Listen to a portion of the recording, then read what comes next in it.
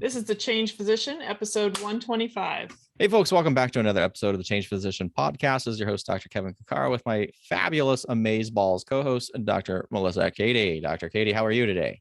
I'm great. I'm excited about our episode. Yeah. So I wanted to talk about why change is hard. And I want to talk about not necessarily kind of the typical things. Oh, it's a struggle. Oh, we don't want to change. But really that's kind of the underlying principles behind difficulty and change, which really begins with this concept called cognitive dissonance. And if those of you who don't know about dissonance theory, people toss this around, but anytime you see something and you're not sure, go look it up. I mean, because there's been a lot of talk about cognitive dissonance in the last 5 years. But you really should go and look up dissonance theory because it's particularly relevant. And what cognitive dissonance discusses is when you do something and you have a belief. And if you've ever been and you're doing something and you feel uncomfortable, like this doesn't seem right, that's dissonance. In the same way, if you're thinking something, you may actually then affect how you behave, because what you're thinking then is going to influence what you do. But the biggest is when you're doing something that doesn't feel right. What that basically is I believe I'm supposed to be, I'm not going to use the example that just came into my mind because it's a proper a discussion we had off air. Why not? Well, yeah, okay, maybe why not? It's like you're doing something, right? And you're saying, you say you believe in I can't think of a good example. Anyway, when you're doing something, but it doesn't line up with what you believe, that uncomfortable feeling that you have is the dissonance inside, because your brain and body don't like it when they're not aligned. Meaning, you want to do things that you believe you are doing.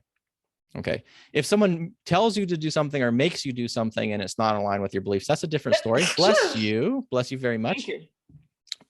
Because now we have this external reason, and you can say, well, I'm doing this not because I'm choosing to do it, but because they're making me to do it. So it's about this idea when you are initiating activity or you're voluntarily participating and it doesn't line up with what you believe to be true, that uncomfortable feeling that we all get to varying intensities. Sometimes it could be really, really intense, and sometimes this is low level, is what is known as cognitive dissonance.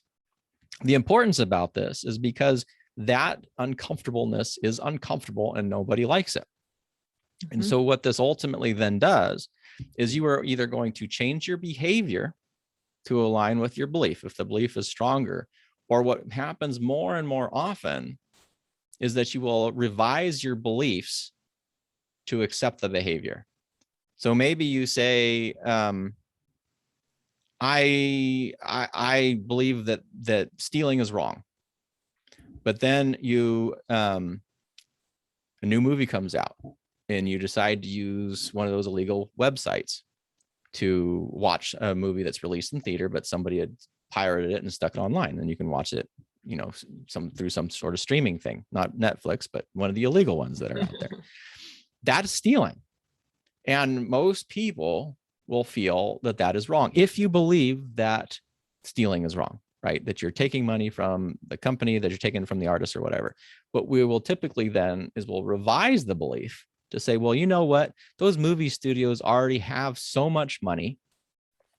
This really isn't stealing because I'm not really stealing it from the artist. I'm stealing it from the movie studio. Or we can say, well, if they didn't think this was wrong, they would block those sites.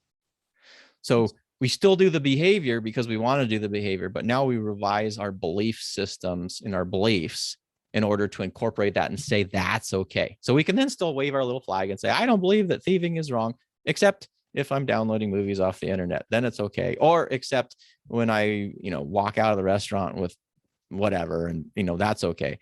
And so it's a really, really important concept because most of this is occurring unconsciously. Most of us are not aware of it. And so then what we find is these recurring patterns of actions and beliefs that are sort of reinforcing each other that we're unaware of, and then kind of perpetuate this activity. And then we wake up one day and we go, wait a second, I thought I wanted to get, exercise more, or I wanted to do this more. And so this change, this dissonance becomes so vital to change, because if you haven't looked at both the behavior and the supporting belief system, you're very easy to default. Mm-hmm. This becomes critically important when your internal view, your core identity, those identity beliefs, which are so crucial to who you are, have a particular, like one being, I am not good enough. So if you have a series of failed relationships, so this is one example of it, and you somehow keep picking the wrong person that you are dating or being involved with, Mm-hmm. and that happens over and over and over again, it's not really the problem with the people that you're dating or getting involved with. The ultimate problem is you. Why is it that you are picking, or you are seeking, or you're finding these people? And a lot of times is because in talking about just like this, I'm not good enough, people feel they're not good enough for, hey, the good person, like, oh, that person treats people so well. Well, I'm actually internally, I believe, and maybe again, it could be an unconscious belief, I am not good enough because maybe my parents told me I wasn't good enough. Maybe I was raised in an environment when I was constantly told I wasn't good enough. Maybe, something happened when I was really young, and that has told me that I'm not good enough. And then you start doing this perpetual behavior. Well, if things start getting too good with someone, you may self-sabotage. Maybe you are starting to get involved with somebody who's like, man, you're a really good person. I really enjoy being around you. This starts feeling this uncomfortableness. You may react. You may actually act in bad ways to return to this I'm not good enough belief system. Mm-hmm. And so, well, it isn't as simple as just saying, oh, change is hard. You need to take tiny steps and make it tiny habits, which are important, is to recognize that when you have big changes, and particularly the most difficult ones for you, is to return to what do you believe your core beliefs are? Who are you at your core? And taking an honest look. And the best way to do that is to see how you act and to have that external perception, because they're so masked, and they're so insidious in such ways we don't see them. Mm-hmm. Anyway, so there's so much more to discuss, but I don't want to pull in here, and I see you kind of nodding and things, so I'm gonna, do you have any thoughts about dissonance theory and the fact of these core beliefs and how they may self-sabotage us and make change more difficult? Yeah. There's a lot of things that I was thinking about, even myself, as many of us humans do. We start thinking about our own lives.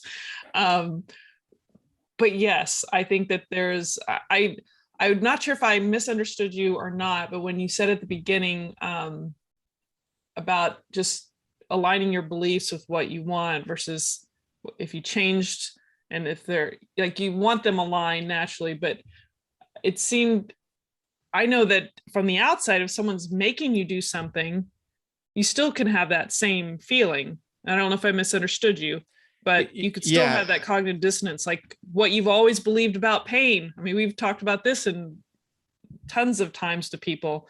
And if that doesn't, it's like sometimes you won't let it in because that's not the way your belief system is. Like, I feel like that can occur. I just want to make sure I didn't hear you incorrectly, but that there can be cognitive dissonance from an internal or an external demand. Well, so the example you're using about pain is if I'm telling you something, mm-hmm. but it doesn't return to my belief. So the most common one in pain being pain equals damage, right? And I'm telling you pain doesn't equal damage. Pain is about protection. And because I'm telling you that, and I'm telling you actions to do, that's what I'm telling you still doesn't align. Right. So your internal belief system is saying, well, no, pain is all about damage, and you're telling me to move. So mm-hmm. if I do it, I'm not going to really do it because I'm not invested in it. So we're really talking about belief revision there. The other, what I was more referring to is, say someone puts a gun to your head. You don't believe that stealing is good, stealing is bad. Someone puts a gun to your head and says, you need to steal a pack of gum out of this restaurant or whatever. So you're going to do it. Right. And it's not, and there's not a lot of distance with that because there's an external person forcing you to do the activity that you don't believe in. Right. The pain one is different because we're asking people to do something in almost a voluntold basis, but they're not engaging with it because their core belief still says something different than what we're recommending. Does that sort of make sense? It's when there's a forced choice versus a opted in choice. Yeah. Yeah. Cause I think of like people being asked to wear a mask or a helmet or a safety belt. Like they don't want, they have their own reasons. Maybe they don't believe that things could happen. and they feel like it's unnecessary, so they don't want to do it. Yeah. And that relates also to reactance, psychological reactance. And that's another psychological principle that is involved with when people tell you that you need to do something. Humans have a strong need for autonomy. I mean, Yes. some of us more than others. Yeah. And so anytime someone tells you to do something, there is this period of reactance involved. Like an aversion. It's an aversion. And this, is one of the things is like, even when people tell you to do something that is good for you, so a lot of times there's a reactive stance back where you say, well, I don't want you to tell me what you do. It always makes me think of my mom, actually. Every time I think about reactance, she had the uncanny ability to, like you had chores. Yeah. Well, no, you had chores, right? Oh. And then you're like, okay, I'm going to do them in an hour or whatever. And at like 58 minutes, my mom would be like, are you ever going to vacuum the floor? Something like that. And I was like, I was just about to do it because you said now I'm not doing it. Right. Because then there's this reactance. Because then if I did it, then she'd think this is so dumb. Then she'd think she told me to do it when actually I planned to do it. It's so dumb. Reactance is kind of silly, but it happens all the time. And it kind of dovetails with cognitive dissonance really well. Yeah. But dissonance is really more about the uncomfortableness when there is a disalignment between what your action is and what your belief system is. And ultimately what occurs over and over and over again is that you're more likely to revise your beliefs to support the behavior that you're wanting to do or that you're perpetuating than you are to revise the behavior to align with your beliefs. I kind of think of even, you can respond to this, but sometimes as I don't know, when it gets more difficult to exercise or to keep a healthy habit of movement, there seems like people find ways to make excuses all the time, and they just rationalize in their mind that they're too busy, or it hurts, or I hurt myself last time, or and their strategy probably wasn't good, but they find every excuse in the world and they don't make it a priority. Even it almost takes I don't know, it's almost like it takes an act of Congress to get people to create new habits. And I think there's an inertia issue too, like, that trying to create a new habit. It's like, I always like to, and I know we're talking about kind of this internal dissonance and discomfort, but I always think of, if you've been running a pattern a certain way all the time, you've kind of run grooves, like think of a truck that's got its own little path driven over and over again. That's the path of least resistance. But there's that dissonance possibly that's incorporated into creating that new path, or some other just reason, just because you haven't done that habit. So it's not neurologically been wired to just do that. But initially the inertia or the change or getting out of those grooves into creating a new groove, it takes time. So change itself can be, that's part of, I think, where the challenge is to neurologically wire yourself. And that's why we always say, link a new habit with another habit. So it becomes like, you don't have to think about it. It just becomes quicker to trigger, and you automatically go, what are you smiling about? Well, because you're sort of leading into what I would put as the takeaway from this. Yeah. Because it leads into, and we say, okay, if we understand in the conflict between beliefs and behaviors, your beliefs are more likely to give rise to the behaviors that you do than anything else. There's two targets that you can do. You can either change the belief, which is not easy. I spend a lot of time looking at belief revision and how beliefs change, and it is really, really hard. If anybody has like a magic button, tell me, because I've been searching for years for this stuff. But really, really hard. The other one is you can focus on the behavior. And so what you're talking about when you're saying, okay, well, you start doing these tiny habits. One of the things that's interesting is you can start changing your identity by repeatedly doing the behavior. So if you are not an exerciser and it's uncomfortable, that makes sense. But the daily act of exercising then will slowly change your internal belief system from, when you're first starting, I'm not fit, I don't exercise, this isn't who I am, who am I to be a runner, who am I to lift weights, blah, blah, blah, blah. You do it every day and it starts becoming more habitual. And what you then find is that your identity becomes, I am an exerciser, whatever it is. I am a runner, I am a lifter, etc.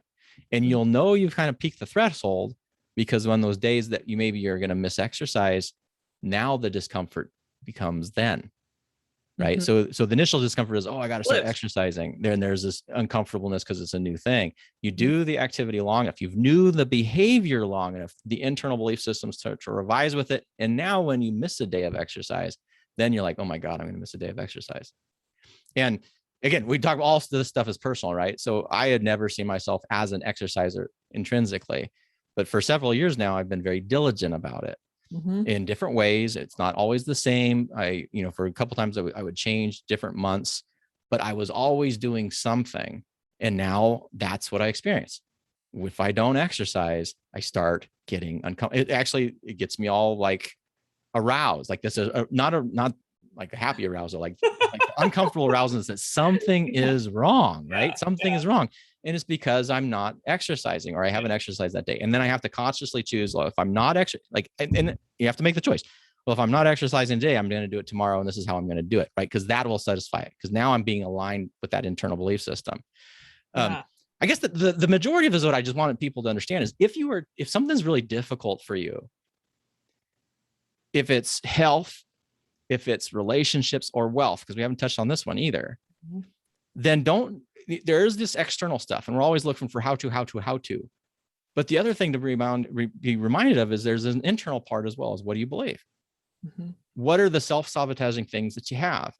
And so relationships, I've been pretty lucky, I would say. Is whatever my core identity is about who I am, I've never really been involved with really hurtful people.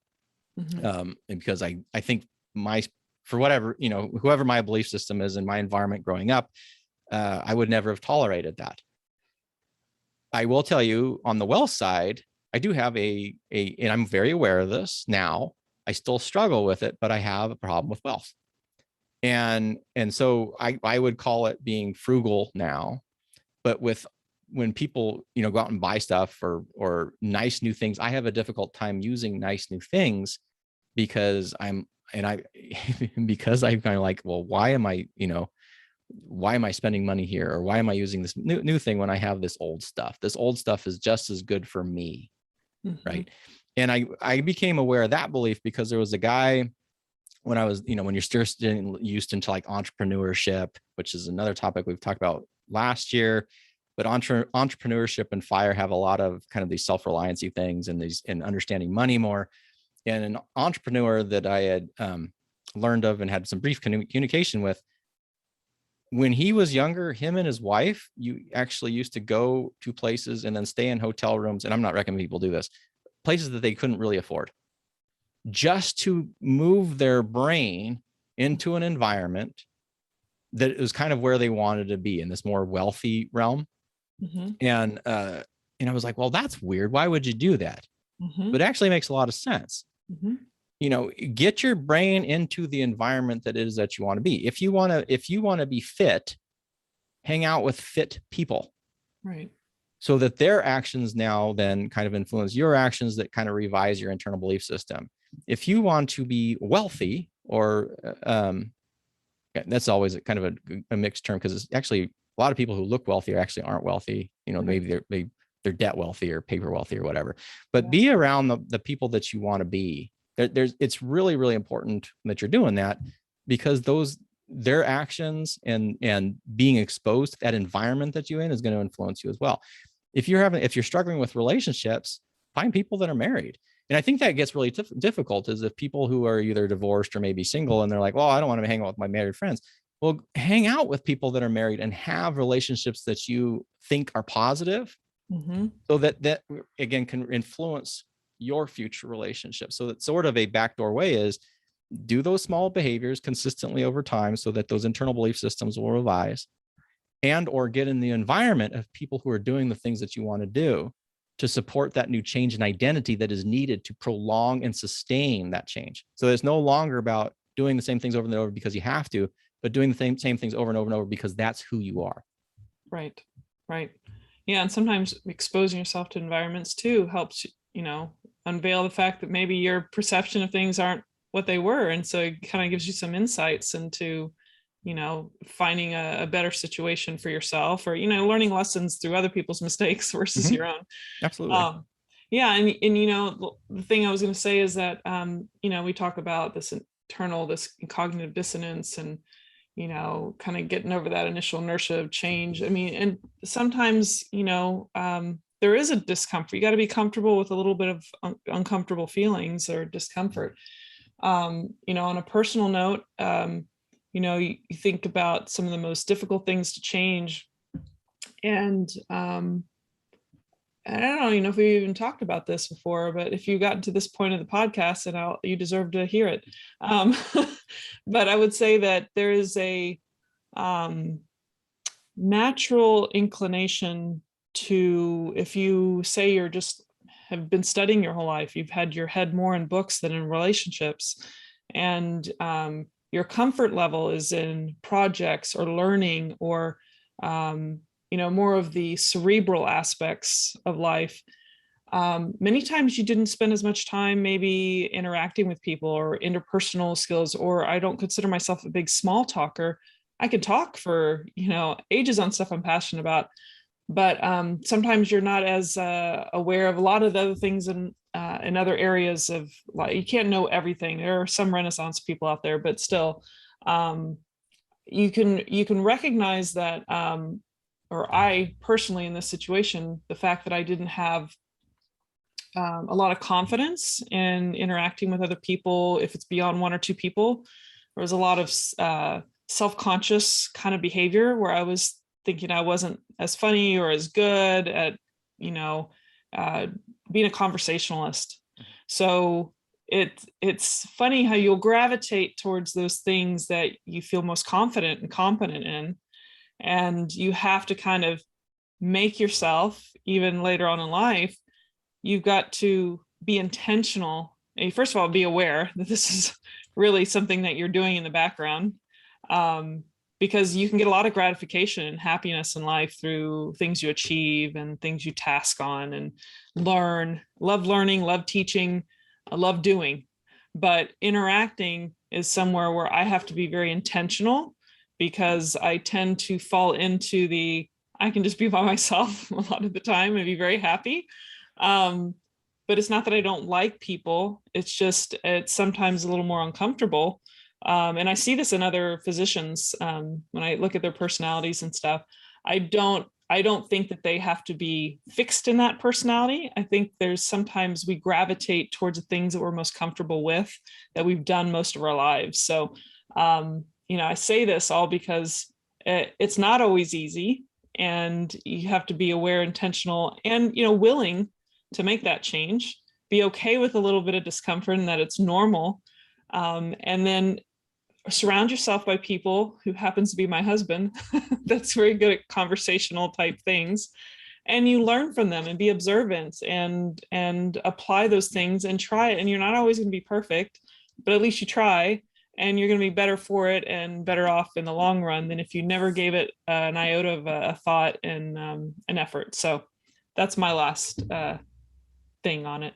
Your last thing on that? I think that's a good last thing on change is hard, and that leads to a lot of different, aspects of beyond this episode, things like who your friend network are, the contagiousness of what your friends believe will influence what you believe and how you act. And so I guess the key takeaway is, if I had anything to say, is if you have something that you're struggling with, yes, look out and try to find the best way to do it, the most efficient way, but also look in, identify, well, what are ways that you may be self-sabotaging yourself and why?